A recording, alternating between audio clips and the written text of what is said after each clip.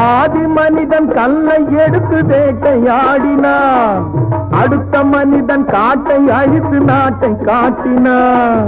மற்றொருவன் மண்ணில் இறந்து பொன்னை தேடினான். ஆதி மனிதன் கல்லை எடுத்து வேட்டையாடினான், அடுத்த மனிதன் காட்டை அழித்து நாட்டை காட்டினான்.